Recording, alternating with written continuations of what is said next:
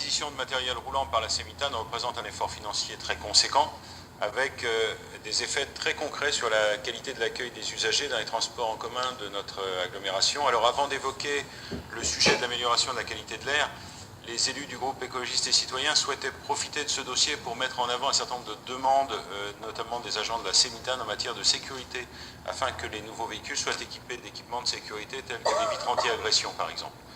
Voilà, c'est une demande qu'on souhaitait mettre en avant dans le cadre de cette délibération. Donc tout comme la sécurité des transports en commun, la qualité de l'air, c'est une préoccupation importante pour nos concitoyens. Avec les effets du dérèglement climatique, ils voient en effet augmenter les périodes de pollution de l'air et ils en subissent au quotidien des conséquences avec des allergies et des maladies chroniques. N'oublions donc pas que la pollution de l'air, c'est la troisième cause de mortalité en France, après l'alcool et le tabac.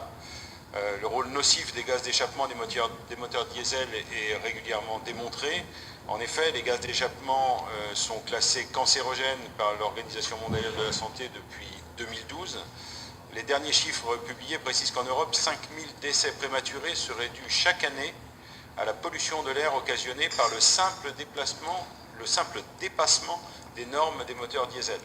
Au niveau mondial, et conscientes du danger, 40 capitales ont annoncé fin 2016 leur volonté de se débarrasser des véhicules diesel d'ici 2025.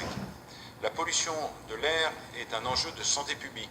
Hier, Anne Hidalgo, maire de Paris, a annoncé la volonté de la capitale d'aller vers la fin des véhicules à essence d'ici à l'horizon 2030 et dès 2024 pour les véhicules diesel.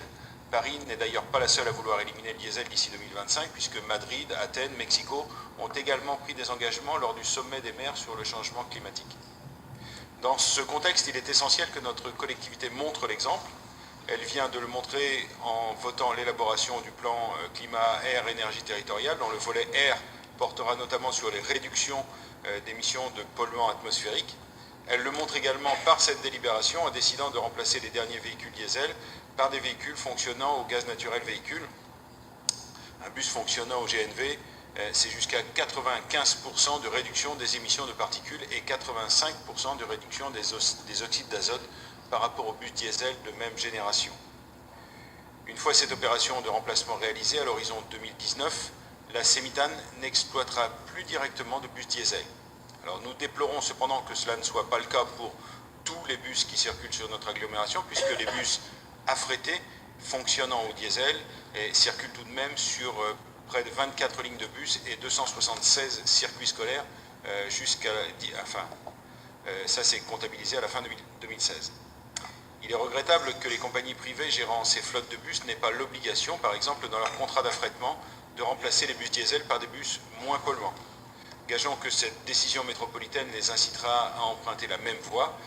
Nous serons donc particulièrement vigilants pour que les futurs contrats d'affrètement comportent des exigences en ce sens. Ceci est d'autant plus dommage que nous apprenons à la lecture de la délibération 25 sur la politique touristique de Nantes Métropole que le Grand Éléphant va remplacer son vieux moteur diesel par un moteur hybride à essence. Je m'étais même laissé dire qu'il aurait pu être propulsé à l'hydrogène comme le Navibus de l'Erdre, mais que le stockage de l'hydrogène était trop compliqué. Comme j'aurais aimé, Madame la Présidente, croiser notre grand pachyderme au petit matin du côté de la station de charge du Port-Boyer dans une ville sans véhicules polluants. Mais bon, ça ce sera pour une autre fois peut-être.